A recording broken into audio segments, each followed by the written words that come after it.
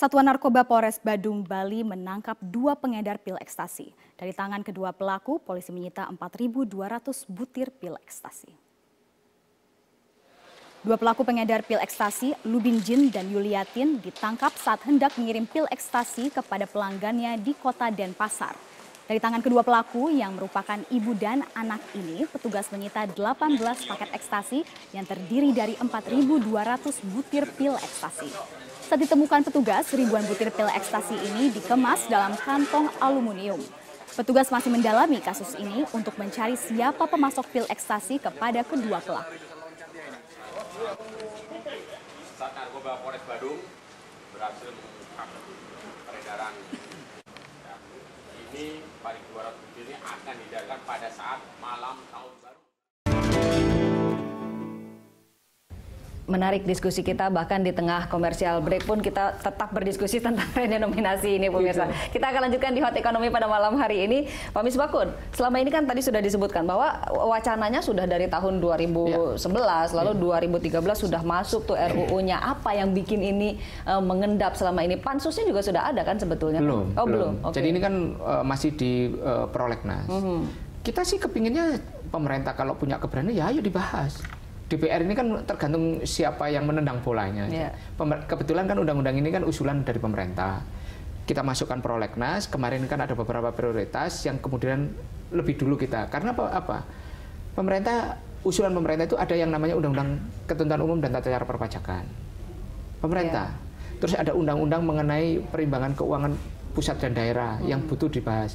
Ada penerimaan negara bukan pajak, ada biaya materai. Yang pemerintah kan DPR ini kan Komisi 11 tidak bisa langsung semuanya dibahas.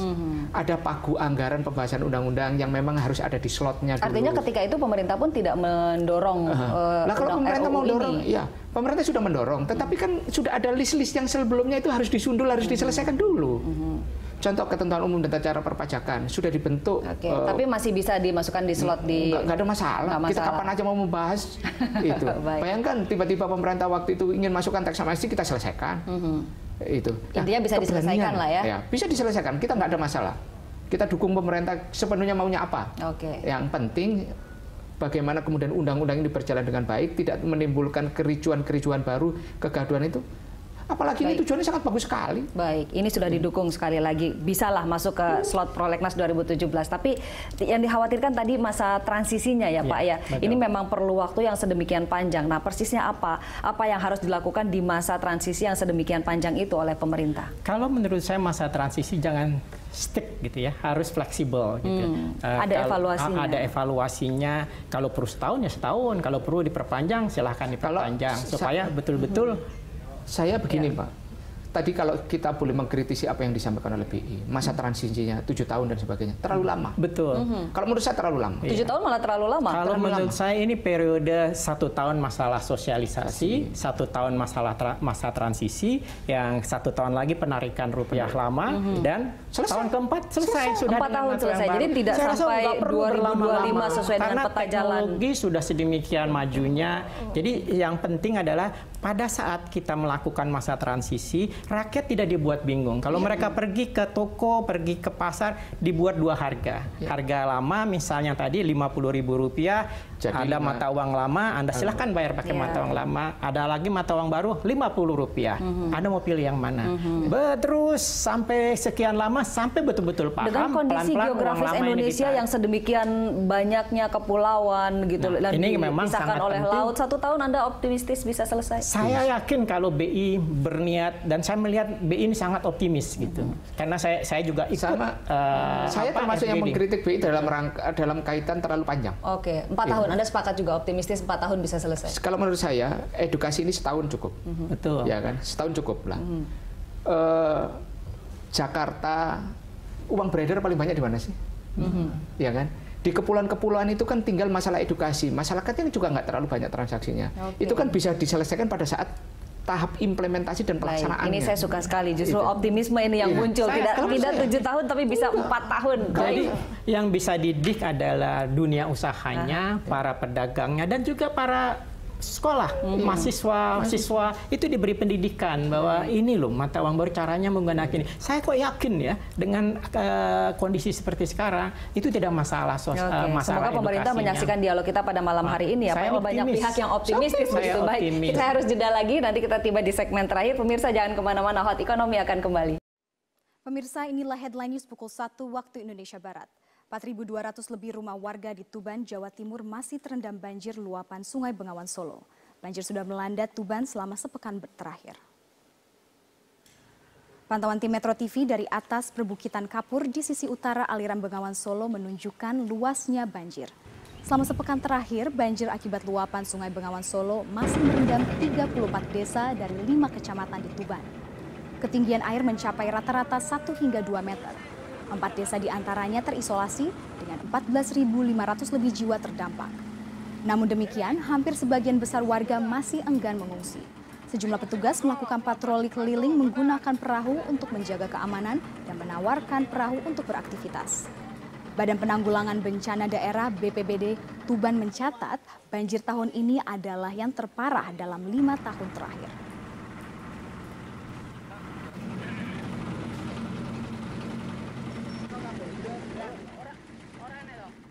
Bismillahirrahmanirrahim. Assalamualaikum warahmatullahi wabarakatuh.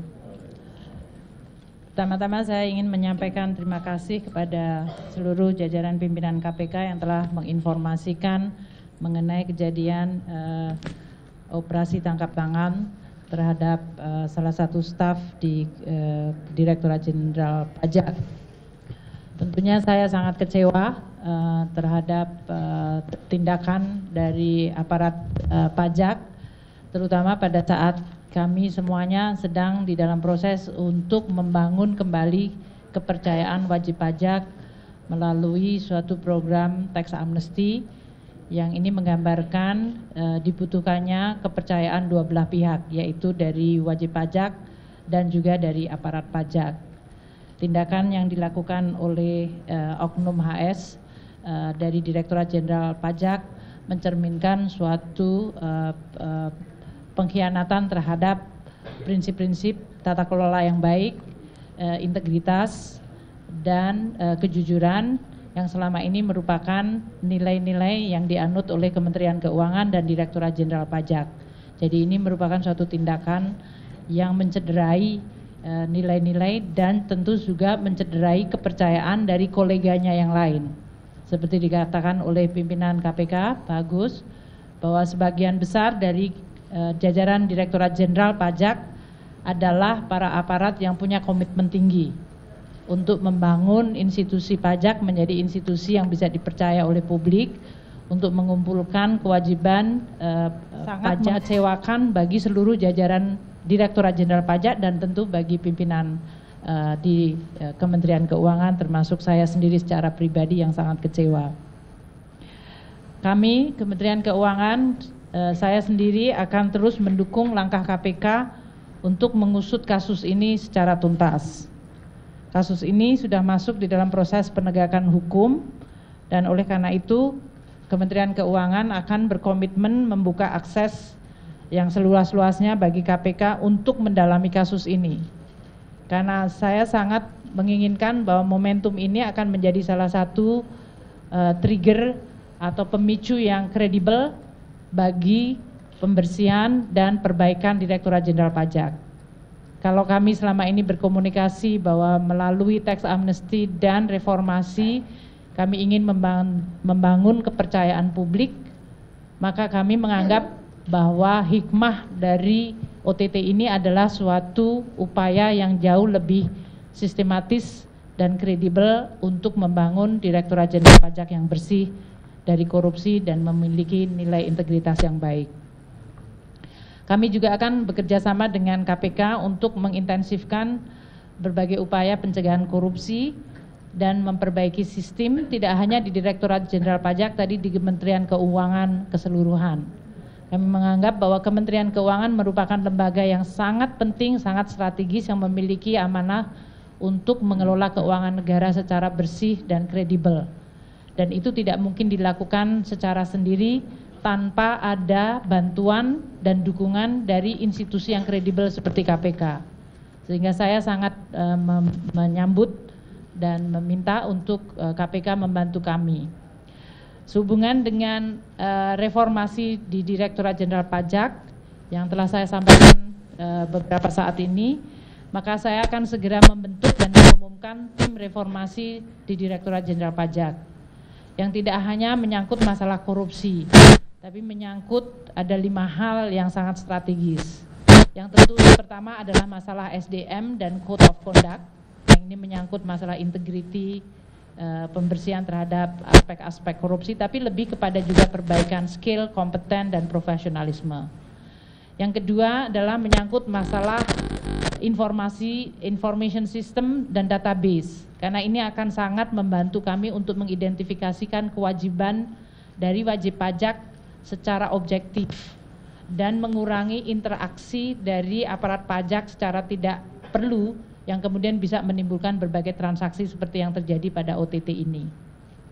Yang ketiga, kami perlu dan memandang penting untuk memperbaiki bisnis proses. Selamat malam, Anda menyaksikan Headline News pukul 21 waktu Indonesia Barat. Pemirsa, Polda Metro Jaya telah menetapkan Buniyani sebagai tersangka terkait dugaan pencemaran nama baik. Untuk mengetahui informasi selengkapnya, kita simak langsung mendengarkan keterangan pers dari Kabid Humas Polda Metro Jaya, Kombes Pol Awi Setiono. Romawi 10 2016 PMJ di Reskrim Sus pada tanggal 7 Oktober 2016.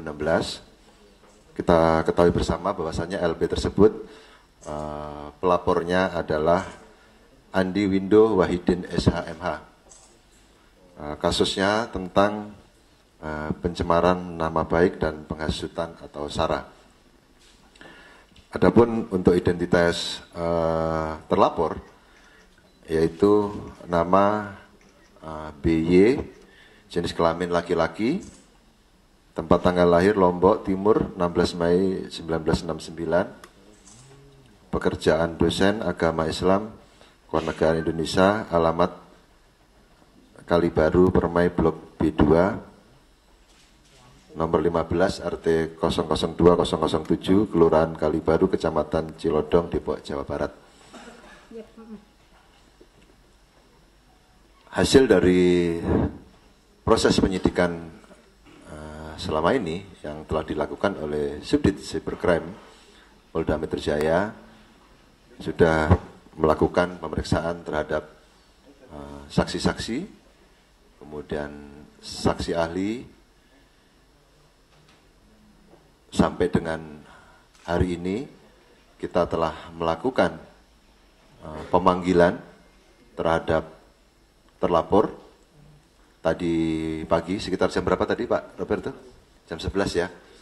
Ya, kita panggil jam 10, jam 11 hadir sebagai saksi, dan tadi sampai dengan pukul sekitar 19.30 ya. Selesai dilakukan pemeriksaan sebagai saksi. Namun demikian dengan hasil pemeriksaan, hasil konstruksi hukum, pengumpulan alat-alat bukti dari penyidik pada kesempatan malam hari ini sekitar pukul 20.00 dengan bukti permulaan yang cukup, yang bersangkutan saudara BY kita naikkan statusnya menjadi tersangka. Bahwasanya yang bersangkutan dari tuduhan persangkaan oleh pelapor terkait dengan pencemaran nama baik dan penghasutan SARA yang dapat kita penuhi terkait dengan unsur-unsur perbuatan pidananya, yaitu terkait dengan. Kita beralih ke informasi. Penyidik Polda Metro Jaya memanggil sejumlah saksi untuk mendalami kasus penghadangan kampanye yang terjadi pada pasangan Cagup dan Cawagup DKI Jakarta, Basuki Cahayapurnama dan Jarod Saiful Hidayat di kawasan Kembangan Utara. Cawagup petahana Jarod Saiful Hidayat menjadi salah satu saksi yang hadir untuk memberikan keterangan. Kita bergabung bersama dengan rekan kami Aftian Siswoyo langsung dari Mapolda Metro Jaya di Jakarta untuk informasi selengkapnya. Aftian, apa saja keterangan yang disampaikan Jarod Saiful Hidayat sebagai saksi kepada penyidik Polda Metro Jaya?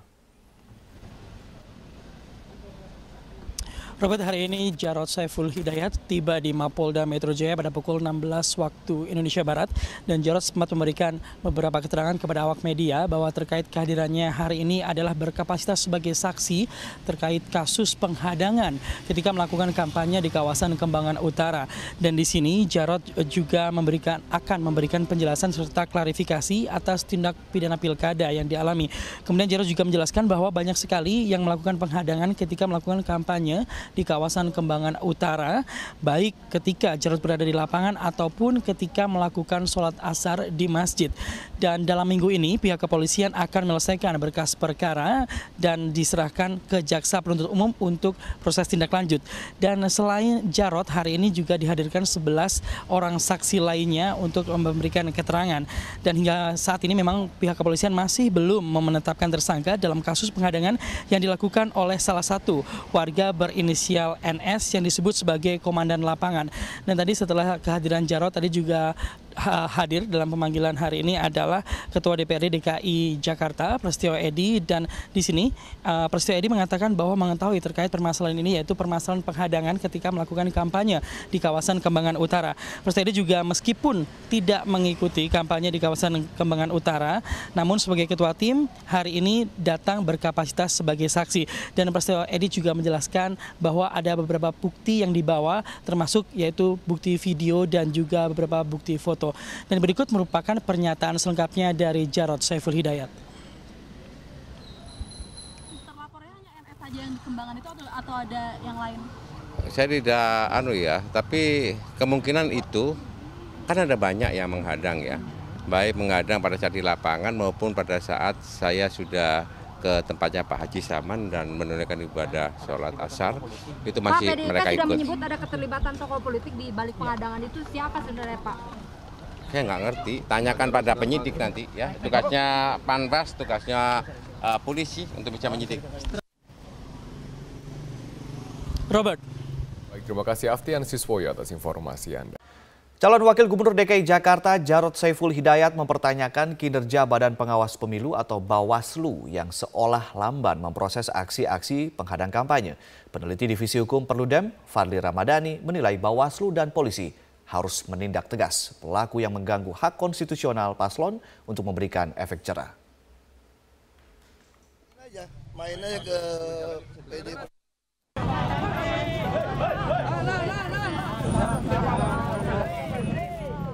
Kegiatan kampanye pasangan calon kepala daerah DKI Jakarta, Basuki Cahayapurnama dan Jarod Saiful Hidayat sempat berulang kali mendapatkan gangguan dari sekelompok massa. Tercatat telah lebih dari 5 kali pasangan Ahok Jarod dihadang sejak masa kampanye digelar pada 28 Oktober lalu. Calon Wakil Gubernur DKI Jakarta Jarod Saiful Hidayat sempat mempertanyakan kinerja Badan Pengawas Pemilu atau Bawaslu yang dianggap lamban memproses aksi-aksi penghadang yang diterima pasangan calon gubernur dan calon wakil gubernur nomor urut 2 ini. Tanyakan kepada Bawaslu. Makanya tadi Panwas kan ikut ya, Panwas ini ada belakang ya. Aku bilang, ya harusnya, aku kan pernah juga ditolak di sini. Pernah nggak ditolak? Pernah. Di Kalibaru. Kenapa nggak langsung diproses?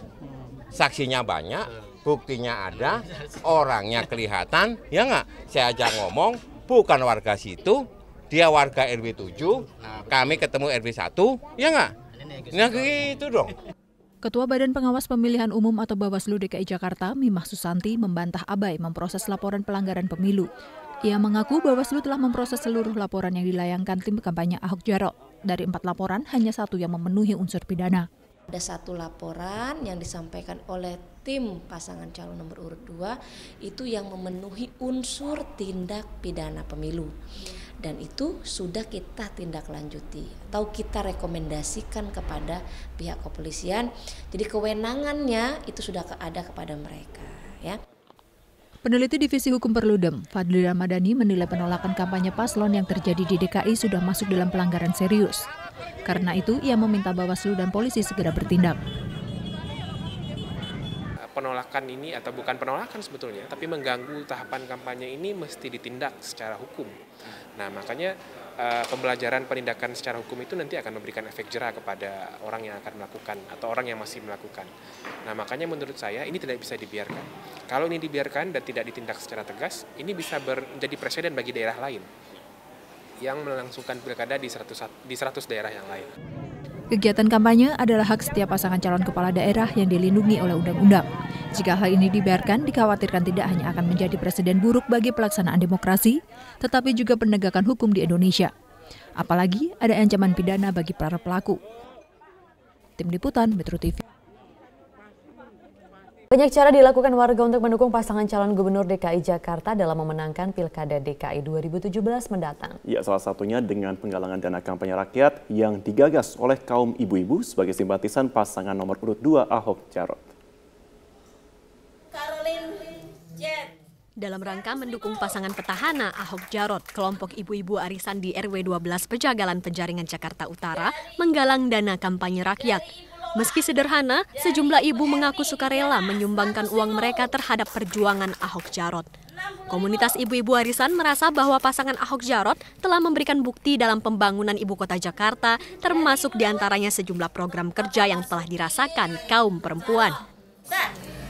Memang kita mengumpulkan dana ini itu nanti untuk dari kita untuk kita juga tergerak, ibu-ibu kita tergerak karena sumbangan itu karena kita merasa menginginkan punya pemimpin yang jujur dan anti korupsi.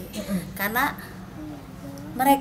bapak-bapak itu yang telah memberikan kita ke anak-anak kita sekolah dan kita lingkungan juga bersih semuanya. Adanya inisiatif warga dalam penggalangan dana kampanye rakyat disambut baik oleh tim relawan kampanye rakyat Ahok Jarot. Tim relawan mengaku terharu atas kepedulian warga untuk mendukung perjuangan pasangan Ahok Jarot. Oke, jadi dari ibu-ibu arisan di sini mereka biasa sebulan sekali memang melakukan arisan, dan pada arisan di bulan ini mereka mengundang kita dari tim penggalangan dana untuk bersama-sama melakukan kampanye rakyat untuk mendukung Basuki Jarot sebagai pasangan calon gubernur dan wakil gubernur. Jadi ibu-ibu yang arisan tadi agak bingung mau ikut berpartisipasi dalam kampanye rakyat, tapi caranya gimana? Jadi kemarin perwakilan ibu RT-nya datang ke Rumah Lembang. Para ibu berharap agar hasil dana yang dikumpulkan bisa digunakan sebaik-baiknya untuk pemenangan pasangan Ahok Jarot pada Pilkada DKI 2017 mendatang. Dari Jakarta, Muhammad Rian, Metro TV. Nisha, bagaimana keberlangsungan acara di sana? Marvin, saat ini digelar acara Parade Bhinneka Tunggal Ika di kawasan Patung Kuda, Monas, Jakarta Pusat, dan saat ini ratusan warga masyarakat berkumpul di sini. Saat ini sedang digelar berdoa dari lintas agama, dari umat lintas agama. Mereka ini berdoa untuk kelancaran acara Parade Bhinneka Tunggal Ika dan juga untuk kebinekaan di Indonesia yang kemarin sempat terpecah. Tadi kami sempat berbincang dengan beberapa warga yang ada di sini. Mereka mengikuti acara ini dengan tujuan agar bisa menjadi bagian dari untuk merawat kebinekaan di sini. Dan menariknya juga nanti mereka akan berjalan titiknya dari sini, dari kawasan Patung Kuda untuk menuju ke kawasan Bundaran Hotel Indonesia. Dan nanti di sepanjang perjalanan menuju ke Bundaran Hotel Indonesia mereka akan menampilkan pertunjukan, berbagai pertunjukan dari atau yang ada di Indonesia seperti ada Reok Ponorogo, kemudian ada ondel-ondel, ada debus, dan juga ada barongsai.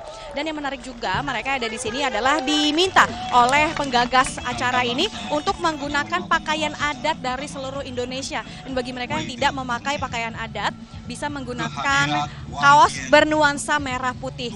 Dan selain itu nantinya juga mereka berada di sini untuk bersama-sama, atau pesan yang ingin disampaikan adalah untuk memberitahu masyarakat bahwa perbedaan ataupun keberagaman yang ada di Indonesia inilah yang menyebabkan Indonesia menjadi kaya, Indonesia menjadi satu. Dan berikut adalah pernyataan selengkapnya dari penggagas Parade Bhinneka Tunggal Ika. Kita ingin merayakan kembali yang namanya kebinekaan di negeri ini. Kita ingat bahwa konstitusi kita itu adalah Pancasila, Undang-Undang Dasar 45, yang di dalamnya itu sangat menempatkan kebinekaan, keberagaman bangsa ini sebagai salah satu faktor pemersatu bangsa ini gitu. Dengan format yang sangat cair, bikin happy, semua bisa terlibat. kita akan melihat bagaimana beragamnya kebudayaan, tradisi, agama negeri ini gitu. Ya Marvin, dan sesaat lagi ratusan peserta Parade Bhinneka Tunggal Ika ini akan berjalan menuju ke Bundaran Hotel Indonesia, dan nanti kita akan bertemu lagi di Bundaran Hotel Indonesia untuk menyaksikan seperti apa perjalanan mereka dari Patung Kuda Monas Jakarta Pusat. Sementara demikian Marvin, kembalikan dari studio. Selamat siang pemirsa, inilah Headline News pukul 14 waktu Indonesia Barat. 15 nelayan dinyatakan hilang akibat kapal berbendera Thailand dan kapal nelayan tabrakan di perairan Tuban, Jawa Timur. Berdasarkan informasi petugas Pelabuhan Brondong Lamongan, tabrakan terjadi pada pukul 4 dini hari tadi saat kapal berbendera Thailand KM Tyson sempat membawa tapioka dari Thailand tujuan Surabaya bertabrakan dengan KM Mulia Sejati. Dan untuk mengetahui bagaimana upaya pencarian 15 nelayan yang hilang, saat ini kita sudah terhubung dengan Pak Misngadi, Syah Bandar Pelabuhan Brondong, Lamongan, Jawa Timur. Selamat siang, Pak. Selamat siang. Ya, bagaimanakah upaya atau bagaimanakah kronologis peristiwa ini, Pak? Siap. Kronologi kejadian ini tadi pagi sekitar pukul 4 pagi. Itu kapal nelayan Mulia Sejati ditabrak MV Tyson 4. Ya. Di posisi kurang lebih 17 mil dari Pelabuhan Brondong gitu, Pak. Ya. Bagaimanakah upaya pencarian saat ini, Pak? Untuk posisi sekarang sudah dalam taraf evakuasi terhadap 12 orang yang selamat. Untuk yang 15 masih belum diketahui nasibnya. Jadi ini yang 12 untuk dievakuasi ke Pelabuhan Lamongan Sorbes untuk mendapatkan pertolongan lebih lanjut gitu, Pak. Jadi masih 15 orang masih dicari ya, Pak Misngadi ya? Siap, ini Basarnas beserta tim lainnya menyisir para korban tersebut untuk mencari keberadaan mereka gitu, Pak. Baik, Pak Misngadi, dari 15 orang yang masih dicari, apakah warga negara mereka semua warga negara Indonesia, Pak? Oh, yang dicari ini warga negara kita, Pak. Ini baik. Nelayan dari Juwana, Jawa Tengah gitu, Pak. Ya. Baik, terima kasih Pak Misngadi telah memberikan informasi kepada kami. Selamat malam pemirsa, aksi teror terhadap kandidat kepala daerah kembali terjadi di Provinsi Aceh. Kali ini penembakan terjadi di rumah calon gubernur Aceh Tarmizi Karim oleh orang tidak dikenal. Dan untuk mengetahui informasi selengkapnya, kita terhubung dengan Dazen Frila langsung dari Banda Aceh. Dazen, bagaimana kronologi penembakan rumah Tarmizi Karim? Ya, Rory, dari informasi yang kami peroleh, aksi penembakan ini terjadi pada Rabu malam sekitar pukul 19 waktu Indonesia Barat di kediaman salah satu calon gubernur Aceh bernomor urut 1 Tarmizi Karim, yaitu tepatnya terletak di Jalan Todak Gampong, Bandar Baru, Dusun Piranha, Kecamatan Kuta Alam, Kota Banda Aceh. Tidak ada korban jiwa dalam peristiwa ini, dan menurut keterangan saksi mata, yaitu Fahri, anak dari Tarmizi Karim sendiri, mendengar suara letusan setelah sempat melihat seorang sosok yang melintas di luar pagar kediamannya dengan menggunakan 1 unit sepeda motor.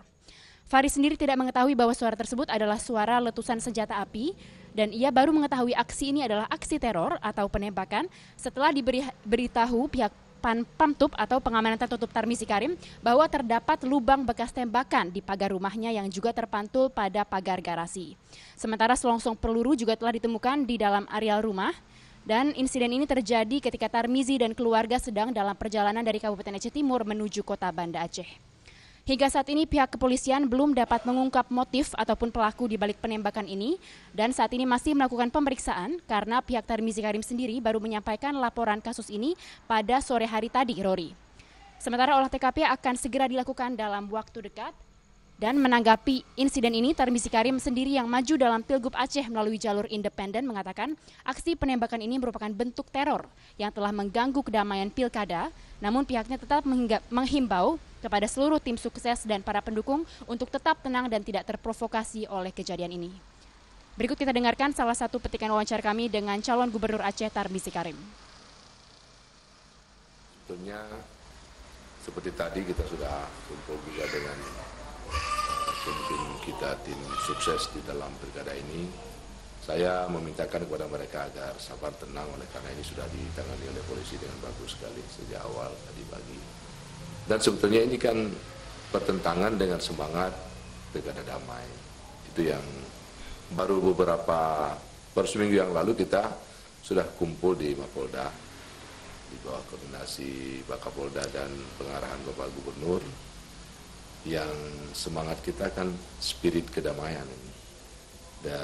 Tapi kalau ada kejadian-kejadian seperti ini, maka itu akan bertolak belakang sekali dengan semangat pilkada yang damai, aman, sejahtera. Untuk sementara demikian yang dapat kami sampaikan dari Banda Aceh. Kembali ke Anda, Rory, di studio. Pemirsa, kita bergabung dengan Stella Nau dari Istana Merdeka. Stella, ini adalah pertemuan yang kedua antara kedua tokoh dalam bulan terakhir ini. Sebenarnya apa yang ingin disampaikan oleh kedua tokoh ini yang pernah menjadi rival dalam Pilpres 2014 lalu?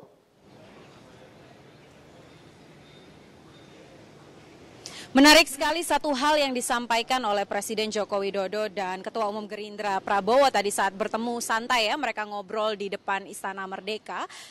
Satu hal yang ingin ditekankan adalah bagaimana dalam menjaga perdamaian dan juga kesatuan NKRI ini, itu tidak hanya saja Presiden yang bisa berperan, tetapi juga semua tokoh bangsa juga bisa ikut turut memerankan peran penting untuk menekankan kepada masyarakat Indonesia bahwa NKRI adalah harga mati.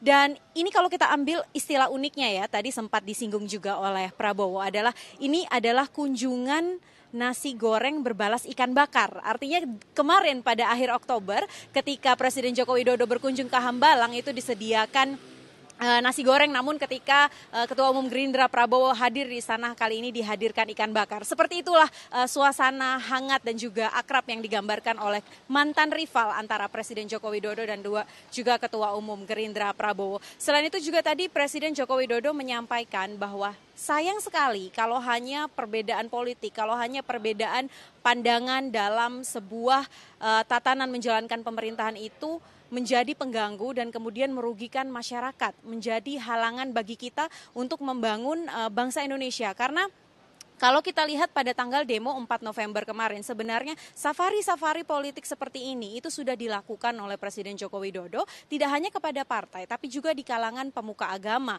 dan juga banyak diskusi-diskusi yang juga sudah dilakukan oleh Presiden Joko Widodo. Namun menarik kita ikuti langsung bagaimana pernyataan Presiden ini untuk menekankan bahwa NKRI adalah harga mati. Berikut pernyataan Presiden Joko Widodo.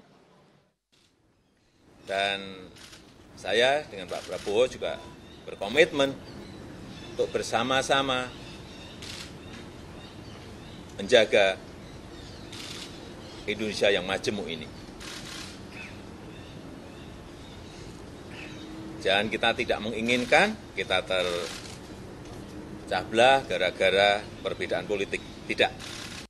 Karena sangat mahal harganya bagi negara kesatuan Republik Indonesia.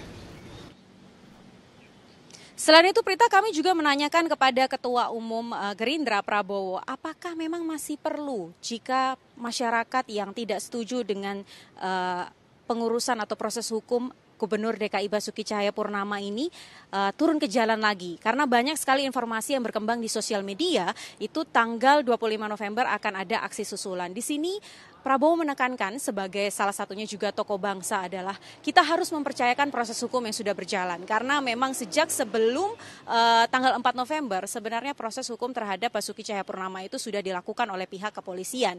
Jadi ketika kemarin sudah digelar perkaranya, sudah jelas status hukumnya, tentunya kita harus menunggu lebih lanjut apakah kepolisian akan bekerja secara profesional atau tidak, itu yang harus diawasi. Sehingga tidak perlu lagi ada aksi turun ke jalan yang kemudian berujung gaduh ataupun ricuh. Seperti apa pernyataannya, kita ikuti langsung pernyataan Ketua Umum Gerindra Prabowo.